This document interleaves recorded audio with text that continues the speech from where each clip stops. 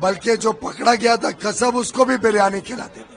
ये मोदी जी का दृढ़ संकल्प था। ऐसे लोग जिन्होंने हमारे देश के ऊपर हिंसक आक्रामक हमला किया था, उनको हम भारत के धरती पर भारत के कानून के अंतर्गत सजा दिलाएंगे। कोई व्यक्ति कितना भी बड़ा गुनाह कर ले, अगर मुसलमान हो तो संजय राउत जी तो झुक जाते हैं उनके नीचे। कांग्रेस सरकार के समय हम जिस होटल में खड़े हैं, यहीं पर आतंकवादियों ने हमला किया था।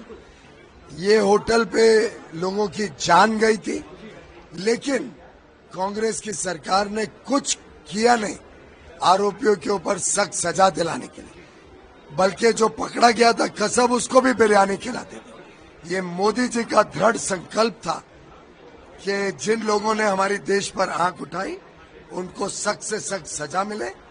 और आज हर भारतवासी को गर्व है मोदी जी पर, विशेषकर हम सब मुंबई कर कृतज्ञ हैं मोदी जी के कि ऐसे लोग जिन्होंने हमारे देश के ऊपर हिंसक आक्रामक हमला किया था, उनको हम भारत के धरती पर भारत के कानून के अंतर्गत सजा दिलाएंगे। वही कांग्रेस जो है इसको लेकर सवाल उठा रहा है कि सरकार लोग इस पर सावधानी कह रहे हैं, सरकार की काफी उतारी, पर वही विपक्ष सरकार हो, कांग्रेस हो या संजय राउत, वो कह रहे हैं कोई बड़ा काम नहीं किया। इस प्रकार का शब्द का इस्तेमाल किया जा रहा है सरकार। देखिए, संजय राउत जी की कोई बात पे तो कमेंट करने लायक भी नहीं होता है।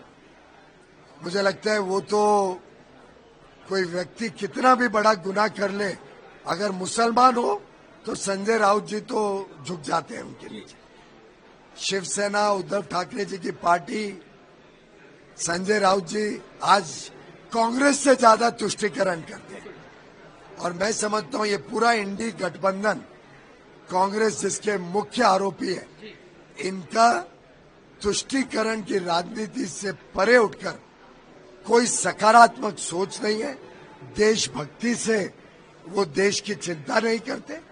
मोदी जी जिस प्रकार से एक तरफ नक्सलाइट को पूरी तरीके से ध्वस्त कर रहे हैं, 31 मार्च 2026 तक दशकों से जो समस्या ने देश को घेरे रखा था, हम अगले आने वाले 11 महीनों में उसको पूरी तरीके से देश से समाप्त कर देंगे। ऐसे ही आतंकवादियों के खिलाफ हमारी सरकार का बड़ा कड़ा रवैया है और हम किसी को भारत की धरती पर आंच नहीं डालने देंगे।